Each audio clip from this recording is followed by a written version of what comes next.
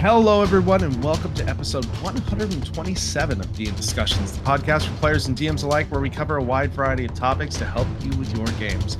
I'm your host, Ryan Reeder, and with me, as always, is my good buddy, Ben Bumhofer. How are you doing tonight, Ben? I am just looking to upgrade and change and evolve, if you will, because boy, howdy, this new 2024 rule set is moving into 2025, and we got one last thing coming out. That's right, and it's been they've been previewing the new monster manual all week. We already talked a little bit about some of the stuff that's going to be inside of it. I'm already getting really hyped for it. I genuinely. I'm actually genuinely excited for this book because I think the monster manual was one of the most lacking pieces of the original 2014. Even though it has a lot of variety, I think, and we've obviously have a segment that we do sometimes called Monster Fixer, where a lot of the monsters are just very blah, not that fun, kind of mid in a lot of ways. So they really seem to have taken a lot of that feedback to heart. They really seem to be wanting to amp things up, dial things up, which is good. Because all the previews that we've seen so far, and I've said this before on the podcast, the MCDM Flea Mortals is kind of the standard by which I judge like creature creation and monster books now, because I feel like that, along with some of the later Kobold Press stuff, has delivered some of the most interesting and fun monsters to run and actually play against. And from what I've seen so far, the new monster manual is doing a very good job at hitting or close to hitting that type of quality bar for these monsters they're coming out with. They listen to feedback. There's a lot more higher CR stuff in a lot of these families, which is really cool. As more people potentially venture into higher level campaigns or want the more challenging stuff to play against. So I think it's going to be really good. I'm actually really excited for it. It's dropping February 18th. And if you're a D&D Beyond subscriber, depending on the tier, you get either a week or 2 weeks of early access. So I think at the earliest, it'll be like February 6th or thereabouts, which is really good because that means it's dropping a day before my next session. We'll be able to hopefully take advantage, if I have the time to get ready for it and use some of the new stuff. Well, if anything, everything should be loaded on D&D Beyond for the encounter builder, so in theory, you should be able to get something a little more balanced. Yeah. And I think that's going to be really good. So we're gonna talk through a little bit of what they previewed over the last 2 weeks or so since we had our last episode. They talked some about Undead. They talked some about Monstrosities. They talked some more about Aberration and Oozes and Fae. So we're not gonna. They got a bunch of really good kind of roundup articles. We'll have linked in the show notes on dndiscussions.com. But Ben, as these different videos were dropping, what were some of the highlights for you that you would want to share, kind of get people amped up? Well, I think definitely let's just go like kind of section by section just to kind of pull out a highlight or two. That way we're not jumping around too much. So let's go ahead and look at the Undead. I like the idea that they're updating ghosts to be, much more dynamic and doing different things and stuff. They didn't get into too much specifics with those, but I think that's actually pretty great because, for the most part, ghosts are kind of lower level and they don't do much. So giving them something more, making them more fierce and stuff is great. But the big thing that I'm excited about is the Draco Lich. Because before it was just, it's an undead that's kind of like, it's dragony. But now it's actually an entirely like different thing. It's a fully realized creature. And I am excited to see what sort of thing a Draco Lich can come come back as, considering a lich, has its mental facilities, it's there and is just, terrifying and stuff. A Dracolich on top of that, like think undead dragon that has its mind to it and things like that, just makes it really cool and terribly scary. So I'm excited for that. Yeah, I a big agree. I really like that they're making it a lot less generic, Hmm. and kind of making it its own thing. I like the idea they're adding lower and higher vampires, Yes. the vampires for those that want to kind of introduce that as a theme and carry that through. That's really cool. They talked to the one of the things I remember from the video. They talked about revenants, Hmm. which are like vengeful spirits, but they talked about them potentially inhabiting different things such as like a corpse or even something like a house. Yeah, and fully And they animating it into something. they legitimately have art of a revenant house in the book, which is super super cool. Like I love the idea of like the whole house being against you. It's kind of like the the sci-fi movies you watched, or like Smart House or something like that, Hmm. where you have the house and it eventually like turns against the people living there or turns evil or something like that. I feel like it's kind of like the fantasy version of that, and you Or can have a lot of fun with that. or just the kid movie Monster House. I haven't actually.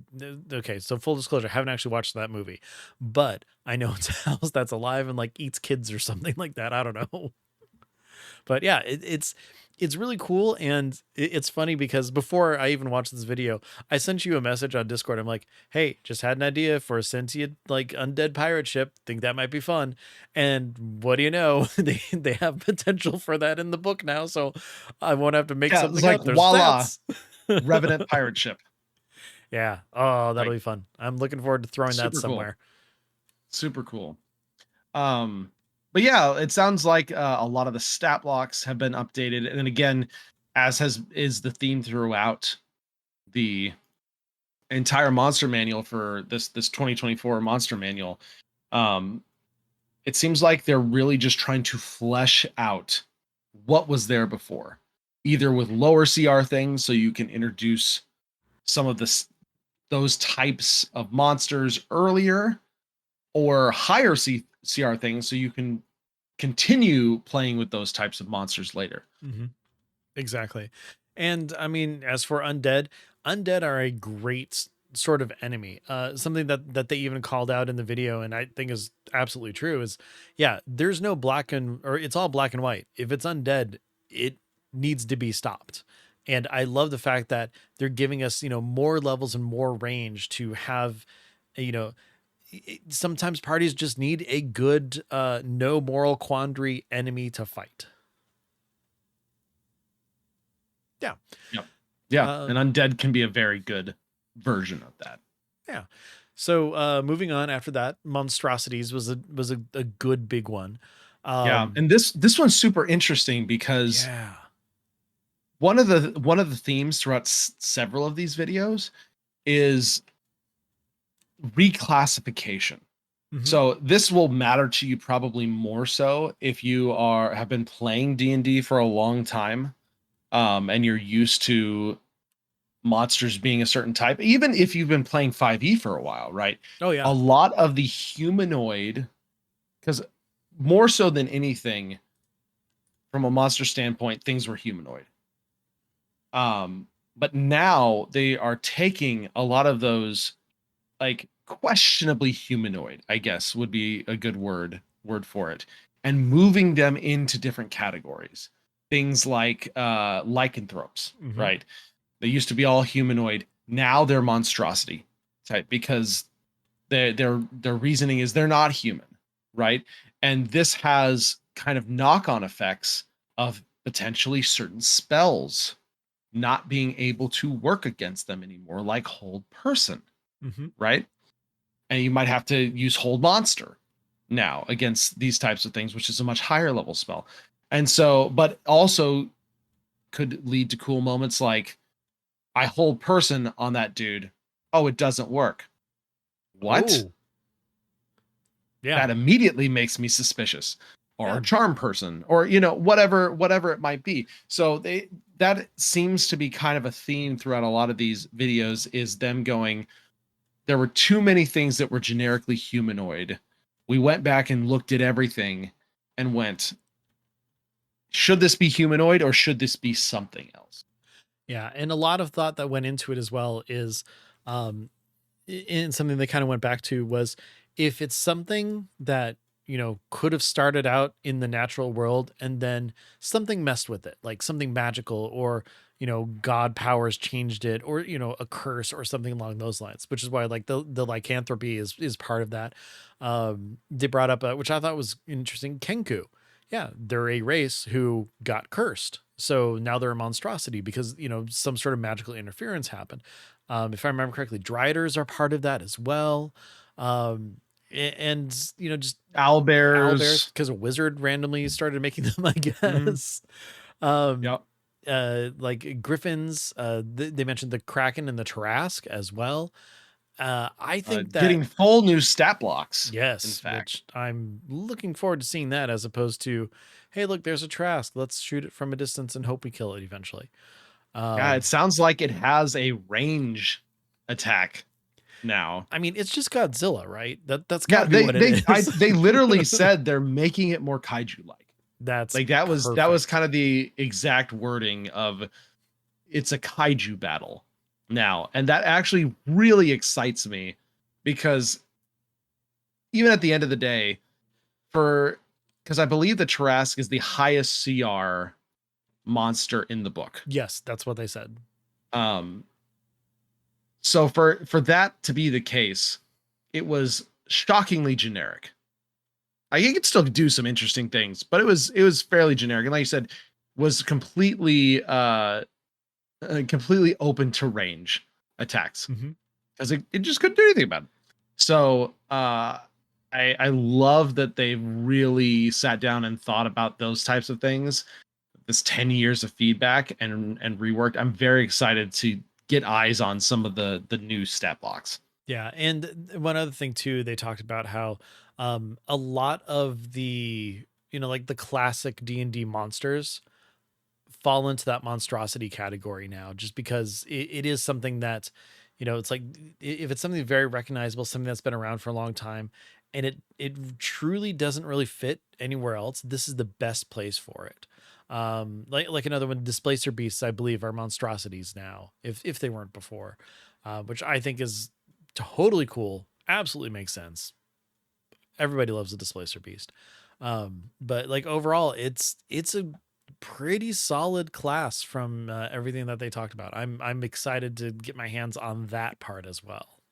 Mhm. And they also noted that they consider species and NPCs to be two completely different things. Yes. They actually talked about this more in the Aberration and the Fae content, but they are not treating species, like, even if, say, and let I mean, let's talk about Aberrations, or Fae, right? Hmm. Um, like goblins are getting reclassified Yeah. as How Fae cool is that? because of the Fae ancestry stuff. That doesn't mean that your player character goblin is a Fae. Hmm. They're like, that player character goblin may have been far removed enough or lived in the material plane long enough or whatever, but at the root ancestry, goblins are Fae now, right?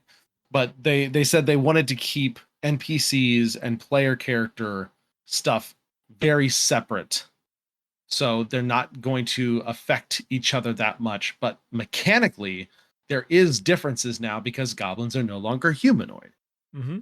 and so potentially some of the stuff that might have worked on them doesn't anymore, and some new stuff might work on them that didn't before. Yep. They also talked about, elves kind of the same way. How, if you're in the Fey realm, an elf is going to be very different than one actually on the material plane, because, like you said, they're so far removed from that ancestry. And I like the idea of kind of splitting it out like that, because, you know, just regular elven NPCs just kind of around and stuff, like it makes sense. It's part of the world.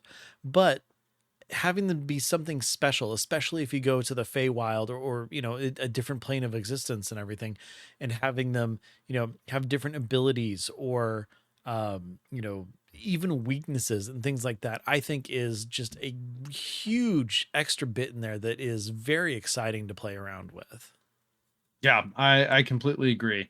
They talked about I believe centaurs are getting reclassified over Yep. to Fey creatures, which will change things. They're introducing a new higher level CR Pixie Yeah. variant. And the original Pixie is getting a rework. As many as many people know, the original Pixies had like polymorph. Uh, and they were at one point summonable creatures. So you could summon like a bunch of pixies and then just start polymorphing everything. I believe druids could do that Mm-hmm. from their summons. So Yeah. it sounds like they fixed that as well as coming out with like higher level pixie to make things more interesting, higher level goblins, a goblin caster, a lower level goblin, just like a minion type thing with a very low CR so that you could do swarms with goblins and such. And The so the yeah, bugbear really stuff really interesting is stuff. really cool and interesting because, you know, bugbear also, you know, fey creature, very big but like super stealthy.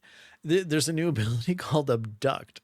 It lets them stealthily approach and then just like grab someone and pull them away. I just think that's absolutely amazing. Like, can you imagine being in the Feywild and people just start disappearing from your group? Yeah, just walking through the forest.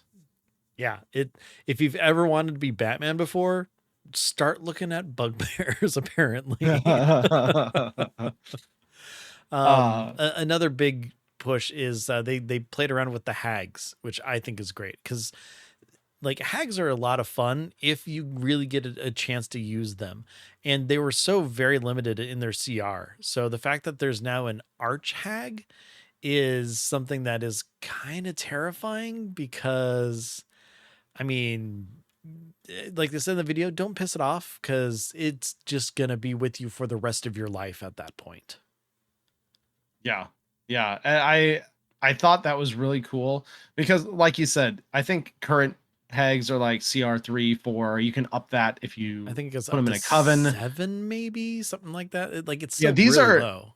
these new archfey, and apparently there's going to be a few archfey type monsters, but this new archhag is like a CR21, Yeah. right? And they were talking about how, just like you said, they just curses you, and then it can use bonus actions to do damage based on who's cursed.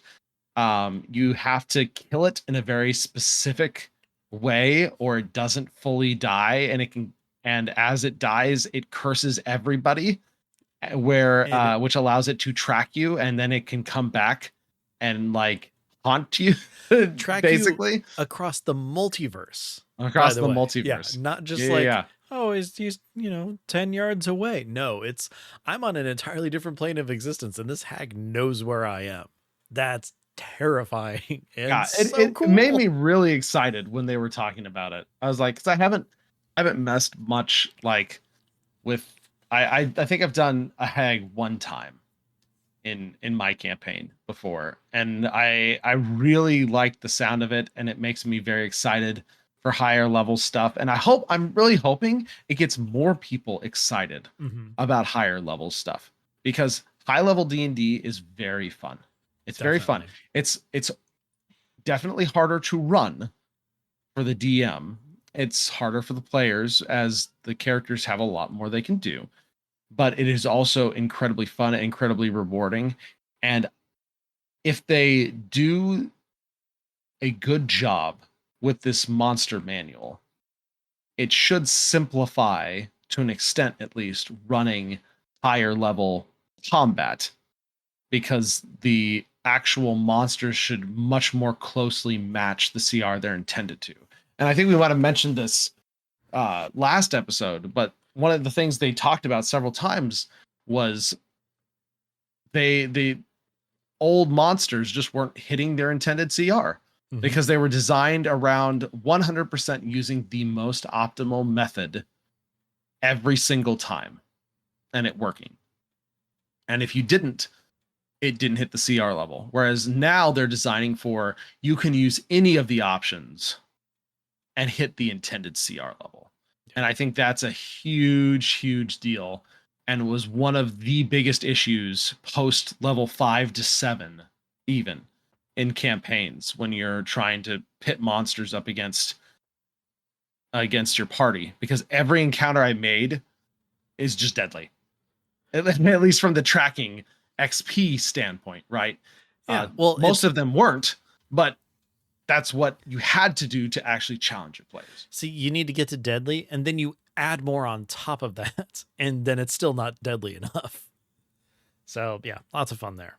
But anyway, so yeah, Fey stuff looks very great so far. And then that brings us lastly to the aberrations and oozes, which the thing that I love most about their kind of opening descriptive of what an aberration is, and that it's from something well outside of the normal planes that is just bizarre. And I mean, like, like eldritch horror comes to mind for these sort of things, things that just like don't make sense logically at all. Like they pointed out, a beholder just doesn't make sense. It's this, big Yeah. floating ball. It's got a giant mouth. Well, if it eats something, where does that go? And I've never thought about that before until they brought it up. I'm just like, oh, yeah, okay. So this Does doesn't it make need to sense. eat? This is amazing. And It's like, astral poop. yeah, exactly. But like turning all this like kind of on the head, it made me think of the entire like classification of monsters so differently that it's actually like just that alone has kind of jump started my imagination on some of that stuff, which is, a huge part of what they wanted to do with the Monster Manual update, especially with that artwork of you look at something, spark something. And since I know that we're going to be using Spelljammer for my next campaign, I'm like, oh, Mm. this is going to be fun. And I'm glad Oh that my yeah. mind is now like really thinking outside the box on some of this stuff. Yeah. And they, again, this is another spot where they have changed classifications of some things to aberrations, right? Mm-hmm. Um they talked about the roper and the piercer, which are basically like your stalactites and stalagmites Yeah. of the monster world, changing over from monstrosities to aberrations. Uh Things like even just species wise, like the Githyanki Mm-hmm. moving over, and the Kuatoa, the fish-like ones, moving over. If you played Baldur's Gate 3 and got to a certain area, you you know exactly what I'm talking about. Um, so Yeah, that being part is able great. to so good. Being able to change those over, mind flayers obviously are kind of the poster child in a Mm-hmm. lot of ways for aberrations, and just like what they can do, and very unhuman type thing, eating brains and whatnot. So I think we're in for some treats as far as stat block design. I'm very interested now that you bring them up, because they did talk about them in the video. Uh, the gazer and beholder. Mm-hmm. Yeah.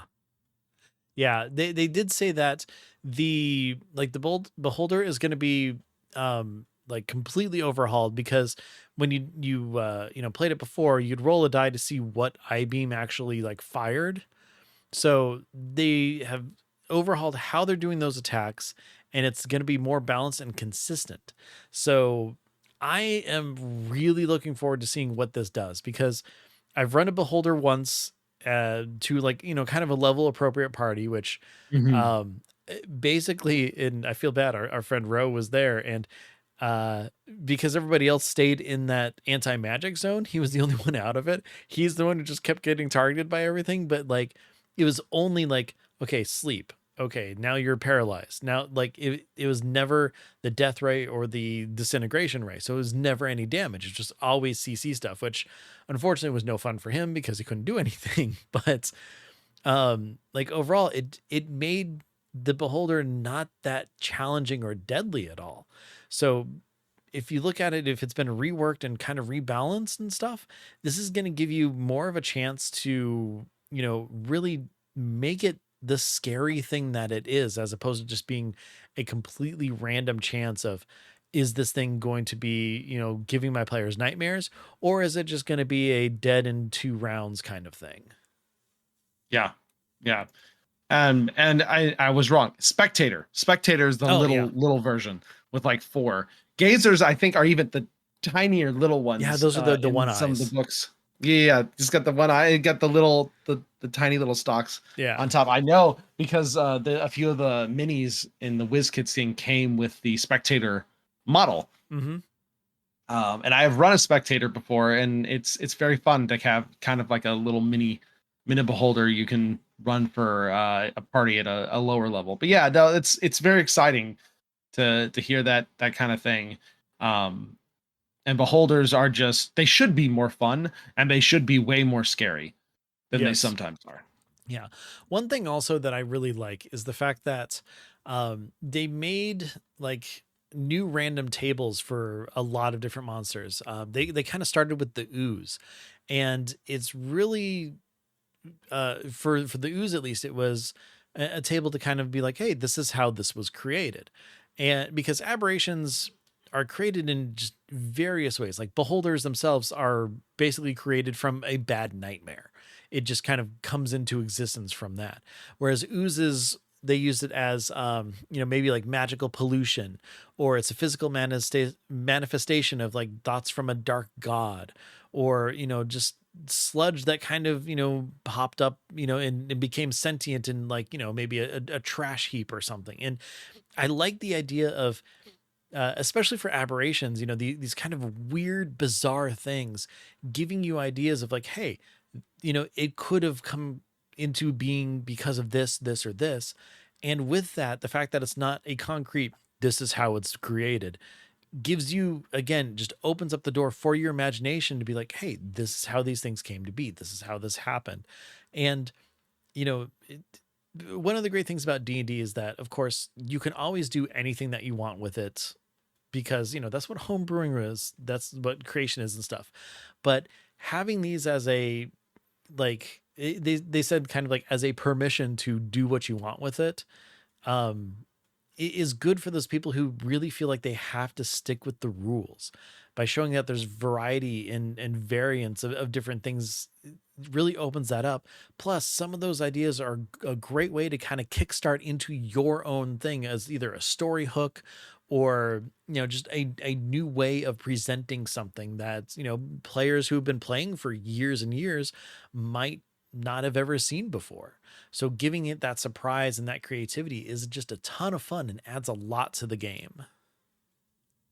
Yeah, no, I completely agree. I love they talked about, and again, this is one of the new high CR things, uh the blob of annihilation, Yes. and how they talked about, just your just normal gelatinous cube, right? It's kind of almost become a little bit of a joke in a lot of ways. But if you really think about what it's actually doing, it's it's really terrifying. And so they amped that up and made just like a town destroying version of that. Hmm. Uh that is incredibly high CR. They were even just like, even a Trask might have to think twice about how much they want to, expend energy wise against something like this. So just like having a continent ending type foe or whatever just seems really interesting, and it sounds like just a lot of new toys in the toy box that you can use to play with things and potentially challenge your higher level parties. Hmm. Yeah, it's you know, and there's more videos coming out. I think the next video that's coming out the day that we're releasing this is giants, which Giants. we've gone back and forth about giants. I think we've done maybe one or two different kinds for a monster fixer. So like seeing what they've opened up with that is also just very exciting and enticing for just more. So Yeah, I'm really hoping to see And again, this is just across the board, and we're starting to see it some with the dragons, right? Mm-hmm. Because they haven't really shown off a lot of the actual stat blocks yet. More they've just been talking about them. I really want to see them lean more with the stat blocks into the fantasy. I want to see fire giants do more fiery things and have more interesting fiery stuff. I want to see frost giants have more interesting frosty, cold things and do more of that type of stuff. Really lean into the fantasy, same with like cloud giants or hill giants. Don't make them generic stat blocks with some elemental damage, right? Exactly. Make the hill giants more hilly. That is very important. But no, I'm right there with you. It's like, sure, the more basic giants, yeah, up their difficulty, make them harder, but give them more to do than just swing a club and throw a rock. And then on top of that too, the more refined and, intelligent ones, give them battle strategies or something, and more fire-based things and all of that. So um you know so far from the two books we've gotten, the Dungeon Master's Guide has been my favorite. It's been amazing, and again, Player's Handbook also very good. But with how they're promoting this one and kind of talking about a lot of the different things that they've done and added to the monster manual has me just on the edge of my seat for when I can just start looking and playing around with this. And the best part about all of this is that when it's out, we finally have the whole picture on what they've been pushing for this new rules revamp. So the power creep that the players have will, in theory, be balanced by these new monsters. And with that, throw bastions in there, throw, all the crafting stuff that's been added, the new types of backstories and character level progression and everything. I think that we're going to finally have just a really good view and idea of what this new rule set is going to be to put us into the next, hopefully 10 years of D&D. Yeah, yeah, I agree. And let's use that as a springboard to kind of transition into our other topic uh for the day of actually converting over to the new 2024 system, or 5.5e, as we have as we have called it several times. Lots of people have lots of different names for it. Mm-hmm. But I think honestly, I do think 5.5 is probably very appropriate. It's the closest to what it is. Yeah, yeah, I think so. Um, and so it can be a little daunting, right? Yes. Because as Ben said, know ahead of time. It's going to take some planning, right? It's going to take some planning. If you have an existing campaign that you want to switch over, I mean, it's very straightforward if you start out with it, right? Up until now, the characters are definitely stronger in the 2024 version than they are in the original 2014 version. The monster, like Ben said, the monster manual will hopefully even that out for campaigns that have started with it. But for campaigns that want to switch over to it, especially for a lot of the new toys, because with that power creep, which there is some, does come more fun. Period. Oh, It a is lot more. most everything, and I won't say across the board, but I feel fairly confident in saying most things that were changed were done so or had the effect of making it more fun Yes. to play your class. And that's not only just the specific class changes, but we're also talking about the addition of weapon mastery, um, changes to spells, and kind of everything that goes into it. And I have to say that so far I've only been able to play in one shot that used the 2024 rules, and automatically it was just more interesting and more fun based off of some of the new spell redesigns. I played a caster, whereas I got to see other people do martial classes that had weapon mastery involved, and the combat itself was just a lot more dynamic. And on top of that too, the different spells and things that I could do like outside of combat just felt more fun. And on top of that too, people were using bonus actions, which is just mind-blowingly cool because as we've said before, there aren't enough bonus actions in this game. So, seeing kind of all of that, it definitely helped me. I mean, I was committed to switching my campaign to 2024 rules anyway, but I had to wait for the right time for it. And that's one of the biggest things that I think that everybody's kind of falling into, which is, when do I do it? Is it right for me? And all that.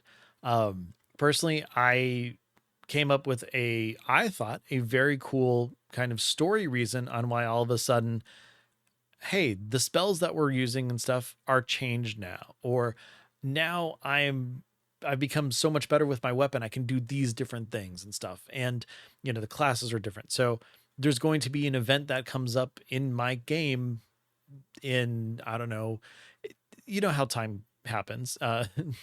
In game time, couple days. Out of game time, maybe another month or two. I don't know. But we're going to be switching at that point. At that time too, the monster manual is going to be out. So it's going to be a nice, easy transition going forward for me. Now, if aren't entirely sure when to do it, look at a couple different things to, decide what's right for you. Do you feel comfortable switching to a new rule system? Are your players also okay with it? Because if they want to stay with what they have and not move forward, you shouldn't force them into it. You could have a good, compelling case for it, but overall, everybody needs to be in agreement and happy with, where these changes are coming from. Or if you are just about to do it, like Brian, you said that you're going to be switching very soon. Like, what's your plan? What are you going to be doing with this? And how are you going to go about it with your characters, or your players, I Sure, should say? sure. Yeah, I think it's a great, and this is one of the reasons we're talking about this now, is because I am so close now to switching over, and I think, just as a broad generalization, I think I could be okay recommending people be able to switch over now Mm-hmm. in general, because I don't think I could have, depending on the DM comfortability and skill level. That's as the disclaimer. But before the monster manual, the new monster manual is out, I, for the most part, would not have necessarily recommended people swap over, Yeah. because of the extra burden that would have potentially put on the DM to make things more interesting or challenging. And some teams can handle that, and that's fine, right? But especially newer DMs, you're already having to deal with enough just making the encounters, telling the story and such, that then worry about this out of skew CR system even more out of skew than it already was. So now with the new monster manual out, or almost out, I can finally, like, wholeheartedly recommend switching over if you feel like it's right for you. What you said, Ben, is huge. I talked to all my players. I said, I'm interested in doing this. Does that sound like something that would be fun for you? And we talked it through, and everyone said yes. I don't know. I don't think I could recommend letting, like, certain characters switch over and leaving some behind, because there is a big difference. Yes. There are a lot more tools between the characters, and that could lead to some players, if they stayed on the old system, feeling underpowered, or not having as much to do, and, like, all the flashier stuff starts going to these characters that converted over. So I think personally I would recommend either do it all or don't do it. Yes. I completely Don't agree with don't that. don't just do a half and half. The only difference being the artificer, which you technically Can't. you have, there's UA, but it would be very, very manual process for you to do that. Yeah. Now, that being said, we're not saying, hey, if you have a, some subclass that isn't in the 2024 player handbook, that you have to switch to one of those. We're talking about the main class itself kind of switching over. Correct. I'd also recommend, if there's a 2024 version of your species, also do that, because things have changed with some of them as well. And then also, swapping over feats. Basically, if there's a 2024 version, switch to it. If you're a caster who has a spell from, say, Tasha's that's not in the 2024 handbook, still keep that too, because it's still an available spell that you have. It just hasn't even been touched to be updated yet. Yep. Yep. As far as switching over itself, so what I decided to do was wait for a level up. Mm-hmm. So, and we'll talk about it in the stuff we've done in our games here shortly, but we just had a level up, and so we just hit 6, and so that was my decision point. Is okay, we're also going to switch over to 2024 now that we're doing our level up. I think that's a really good transition point. We're not going to necessarily work it into the story per se, because we're still fairly low level, right? And they'll get a few new things, but nothing so unexplainable or unexplicable, right? That a like a level 10 or a level 15 party Yeah. switching over might see based on some of the new stuff. So in our case, we are not going to do anything special or fancy in game, right? We are just leveling up, and we're just basically swapping like for like. Mm-hmm. If you are a D&D Beyond user, the easiest way I've found to do this is to make a copy of your character, go into that copy of your character, which will then retain all of the items, all of the notes, all of the information that you've put in, and go in to edit it, delete your levels, delete your class levels, essentially. Remove, like if you're, let's say, 6 cleric, just go in and remove it. Add a new class, go to the 2024 cleric, add 6 levels of that, fill it out. Yeah. That's the easiest way I found. And then and since it's a copy, then you can go back and compare and contrast with the old character until you're happy or satisfied that you've switched everything over, or everything is, about the same more or less, minus the new things that you may have gotten in the 2024 version. And like I said, that's the way I'm recommending. That's the way I'm helping my players do it. And that, since we use D&D Beyond for our campaigns, and that seems to be the fastest way Yeah. to do it, so that you don't have to fully recreate your character. Yeah. Don't have to worry about inventory. Don't have to worry about a lot of stuff. Don't have to worry about re-rolling, stats, health, anything. Well, you might have to redo health. If you take the levels away, I'm not sure. Doesn't matter. Anyways. It depends if you're on the fixed health Yeah, or that's not, right. right? Yeah, you Yeah. may have to redo the health per level when you Just, add those levels yeah, back in. But write it that's down again why beforehand. you have a copy Yeah, of your character, so that you can exactly. go back and check that. Yep. One thing to, as the DM, to really kind of pay attention to is any of your homebrew either spells or especially like equipment like weapons, armor, things like that. Take a look at it and compare it to some of the 2024 stuff. Like if you've made a weapon, you're gonna have to add weapon mastery stuff to it. Because otherwise it's not going to show up on the character sheet. Technically don't have it available if you don't attach it to the weapon. Any sort of spells that are based off of other spells. I have a version of Cure Wounds that is granted to my cleric because of the legendary mace that he has, where it has a range of 10 feet now.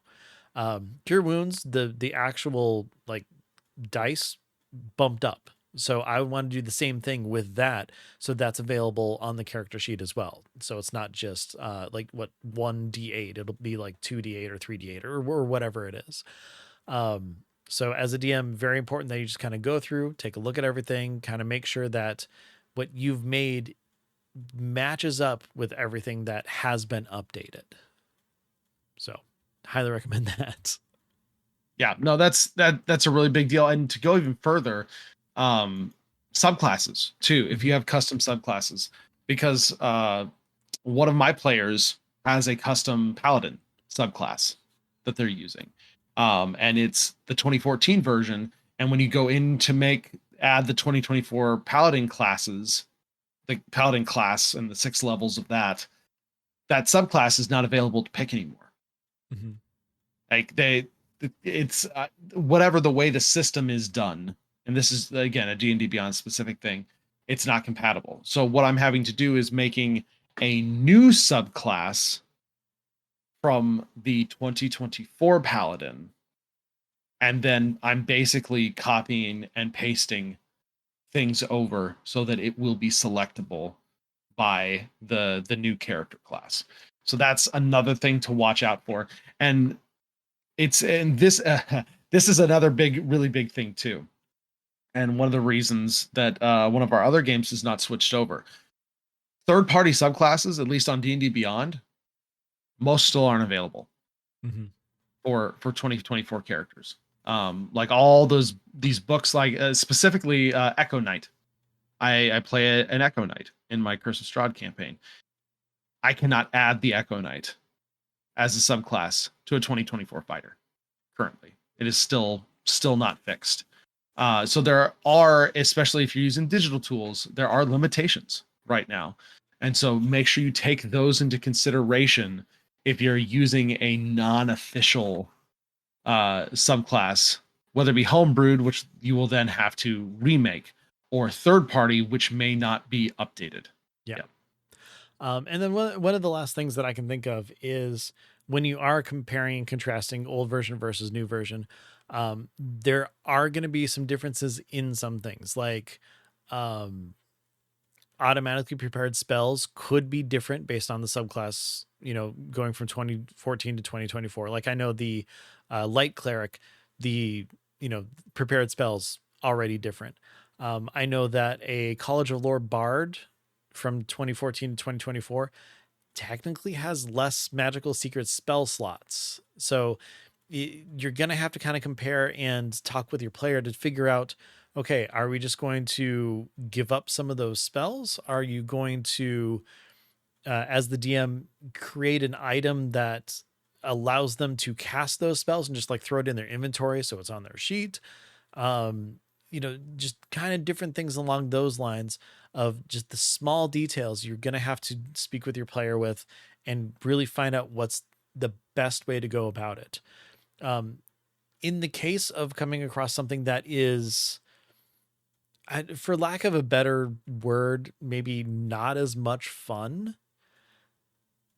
figure out which way you want to go with this. Me, I would just kind of lean into it's the more fun way and it's how we've been playing as opposed to completely hindering your character. Let's go with that. Like I have a paladin in my game and she loves smiting with every attack.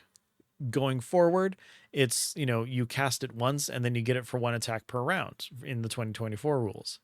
Since she's been using it that way, from 2014 every round, I'm probably just going to be like, hey, look, you know what? For the rest of this game, this campaign, you can still do it because it's still fun. It's something that you're doing.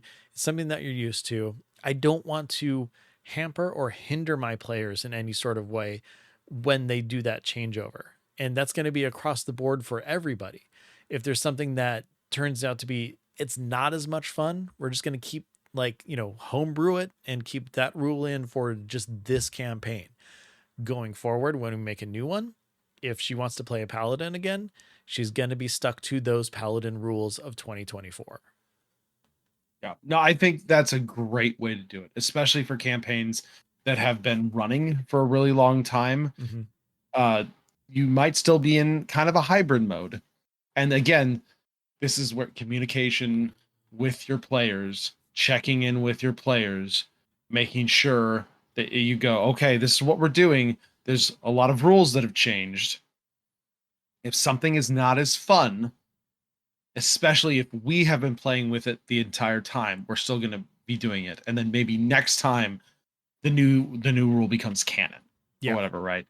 And I mean, some of the big ones to remember, obviously, there's new crafting rules. So players will be able to craft, especially more generic items, much easier. There's new grapple and shoving rules. Yeah. Unarmed strikes are just a bunch of different things now. Yeah, with unarmed strikes, you can now choose to damage, grapple, or shove. Yeah, and that's big, especially on a monk. Yes. Yeah, it's very big.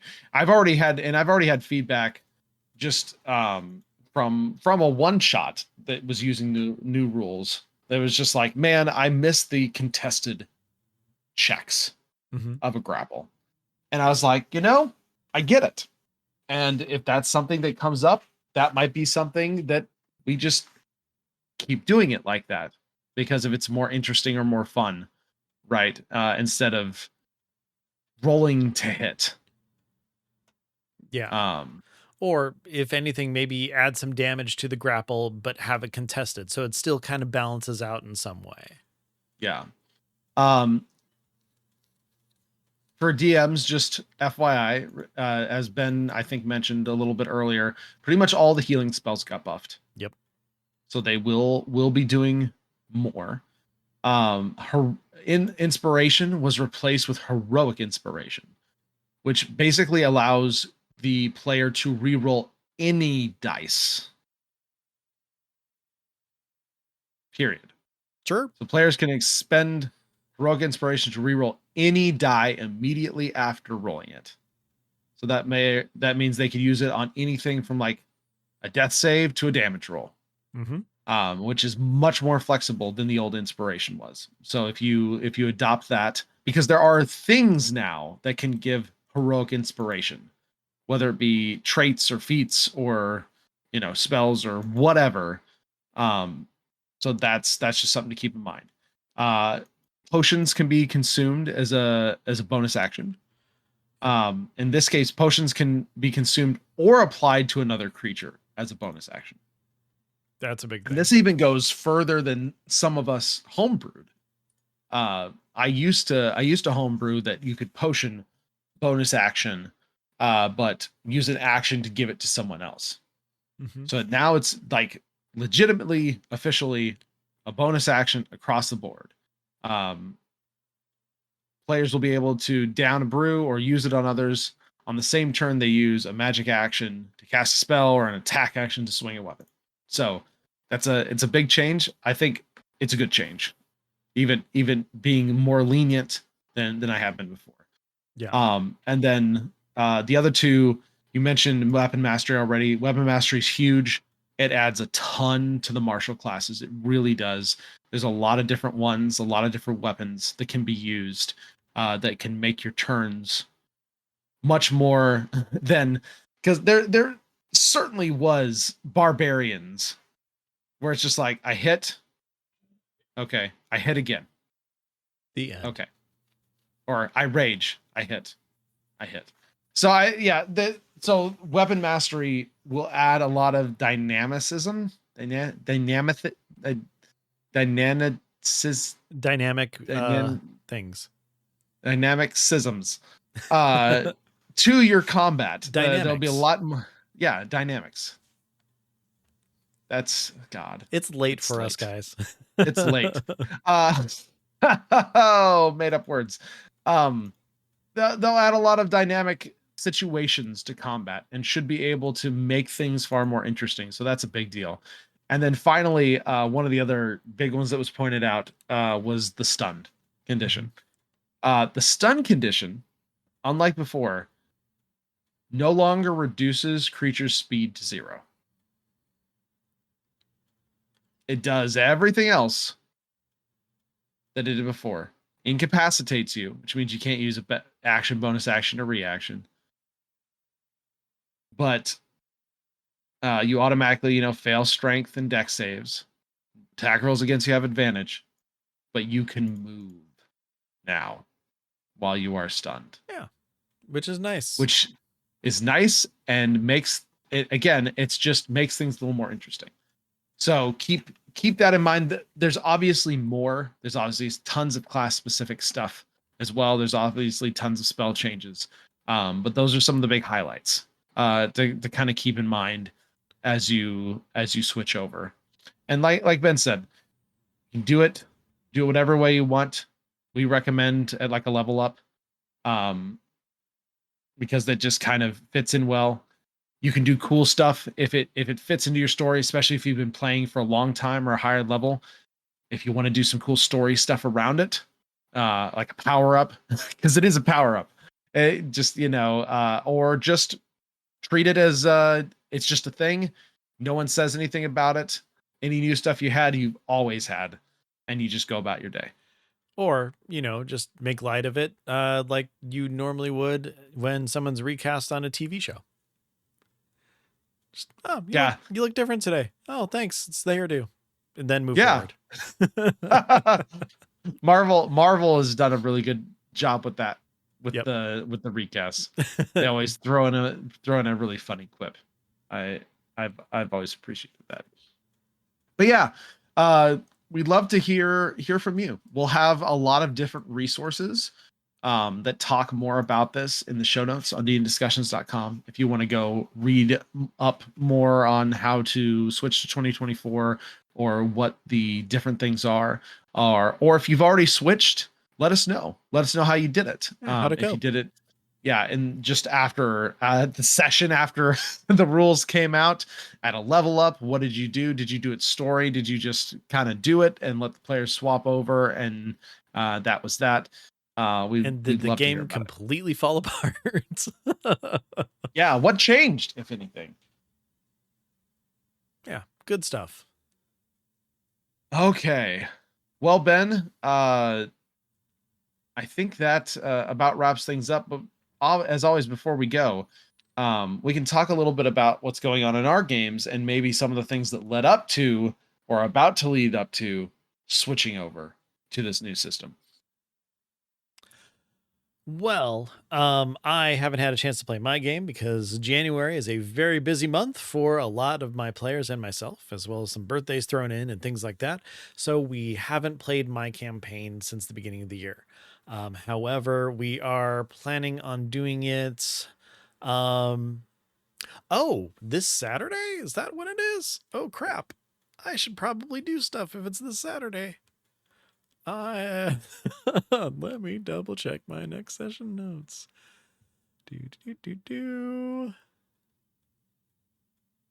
Yeah, it's this Saturday. Oh, crap. Okay.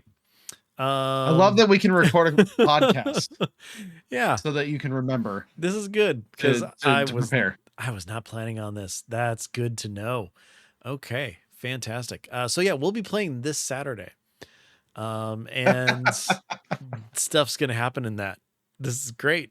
The happy news. I am not nearly as prepared as I thought it was, but it's okay because I was prepped, but we had to cancel last time because someone was sick. So yeah. Okay, no, we're good. Okay. So that being said, however, I know I've been teasing on +5 to hit for a long time that we're in the final chapter of Rime of the Frostmaiden. Well, we finished it. We recorded our epilogue. It is going out. Stuff happened. People were brought to tears. There were some very touching moments.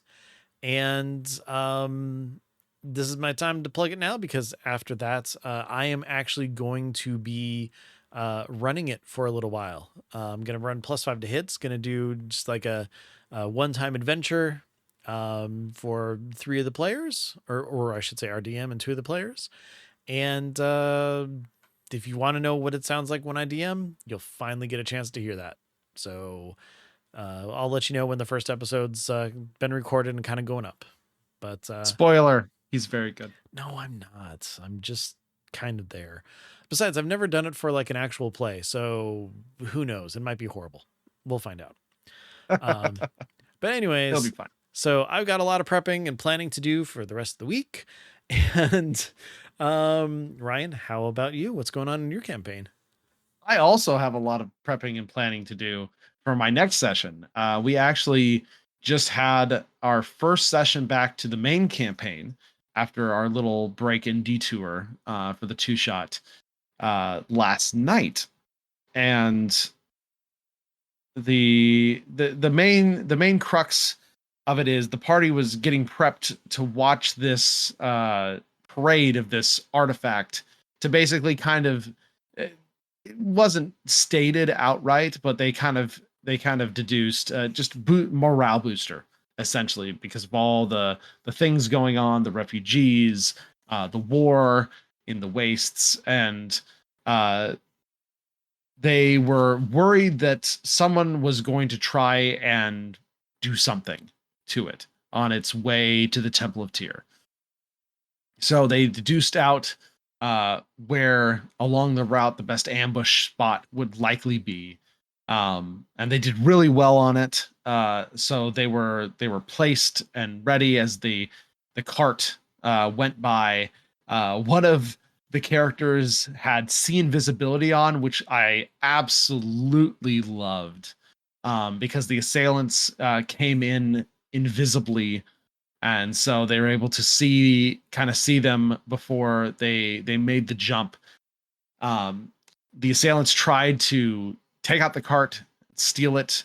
One of the big important characters who is involved with the Temple of Tyr was with the cart along with some guards, uh, and began boisterously, shouting out how he would defend this thing, and what like deep trouble they were in, and all that sort of thing. So it turned out they started fighting. The party was kind of reluctant to get involved because they were just like, is this dude, we know this dude is a bad guy, or at least he was down, in the thing, helping summon demons and kidnapping people, because they recognized his voice. So they're like, would this be such a bad thing if this thing got stolen? Is it good to leave this in his hands? Uh, and the group that appeared to be trying to steal it was another one of the big factions in the city. But throughout the fight, the party deduced that, oh no, these can't be those people, or this is kind of just a charade. And basically deduced down to, this was probably set up so that they could stir up trouble with this other group and cause like an inner city district type standoff or war. Um, the funny thing is, this artifact is from hundreds of years back. It's supposed to be very powerful. And as people were like stabbing each other and bashing each other, the big cleric guy like killed one of the assailant people. At the end of each round, this artifact flashed and pulsed and literally healed everyone in its radius back up to full. Oh, wow. Like this just powerful artifact was just healing people as people are fighting. So people are getting stabbed, and then at the end, like their swords were getting pushed out because like the stab wounds were healing, or like guy's face who got bashed in, like face grew back in and like wasn't dead anymore. And just all this stuff. And so we did a few rounds of this, and it's, as more people got hurt, it's just flashing, pulsing more and more, until finally it just enveloped this whole area in this big blinding burst of light. And I said, that's where we're going to end the session. Everyone gets to level up to 6. We talked about moving to 2024. And then right before we left, I was like, oh yeah, by the way, bring a level 13 character with you next session. Ooh. And I didn't say anything else. I didn't say anything else. And I can't say anything else because this is coming out before we play again. But I'm so excited to talk about what that session will be, hopefully within the next episode or two of the podcast, because I'm extremely excited, and I think we'll probably make a topic of it at some point here soon as well, because I think it'll be a really fun discussion point. But I can't say anymore, and I'm super pumped to play my next session. Very cool. I am looking forward to it for you. I appreciate that. Yeah. Knowing what's going to happen, I am excited for you. Get yourself a DM friend that Yes. you can tell all your things to, who does not play in your game, so that you don't have to keep all your secrets to yourself, because sometimes as a DM, if you do, you just burst. So don't do that. You go a little crazy. Go a little crazy. Find someone who can tell all your fun secrets to. But that is to come. And with that, then let's close our episode by telling everyone where we can be reached. All right. Well, if you're looking to reach out to us, there are quite a few places, but you know what? Why don't I just tell them to you? First off, if you want to go in, and it's so weird to say this, if you want to go old school, you can email us. I don't know. I was around when email was invented, so saying it's old is dating me a bit. Anyways, you can always email us. Send those to dndiscussions@gmail.com. That's definitely for good long form things if you want to reach out just to kind of tell us some of your stories. Like Ryan said, if you've transitioned to 2024, tell us what happened, how'd it go? We love hearing from you. We read each and every email that we get, and believe it or not, we do get some, and we respond back when we are able to. If you are looking for, more of a streamlined version of that, you can find us on Blue Sky. D and Discussions, or I should say at D and Discussions. You can find Ryan. He is at TBK Zord. I am at Ben Bumhofer. You can reach us there. Again, we love to respond, love to see what's going on with you. And of course, you'll know when new episodes are coming out because, hey, we announce it and stuff. It's great. Another place we announced that, though, is going to be our Discord server, which the chat in there is fun. If you want to talk to people who have, ideas, or you want to bounce some things off of people, our Discord server is a great place to do that. And you can find a link to that on dndiscussions.com, which is where every single episode is going to be found, as well as our show notes, our links to all of our community pages and different, topics that we talk about, and also links to our Blue Sky and Discord. So definitely check out dndiscussions.com for all of that. And then last but not least, like I mentioned, +5 to hit, check it out. I play in that. I am going to be DMing that soon, which again I'm nervous. I really am. But we're going to get through it. It's going to be fun. And then, that's pretty much about it. Everybody, thank you very much for listening. It is so great that you support us. We appreciate it all the time. Ryan, I always enjoy talking to you because, sure, I can geek out about D&D with a lot of people, but I love your takes on it. I love that we agree on stuff. I love that we get excited about things. I love that we play differently. And overall, it's just so much fun to do the show with you. So thank you. Thank you too. I love the things that we agree on, and I love the things we disagree on. Yeah, exactly. Because it makes for good television. Yep. And even more so on top of that, it just shows to prove that everybody plays differently and every way is justified. Unless it's like, you're horrible. You're a horrible person doing horrible things. Don't do that. Yeah, don't do that. Yeah. But as long as everybody's agreed to it and having fun, you're good to go. But with that being said, everybody, always remember to roll high and be good to each other. Take care, and we'll see you soon.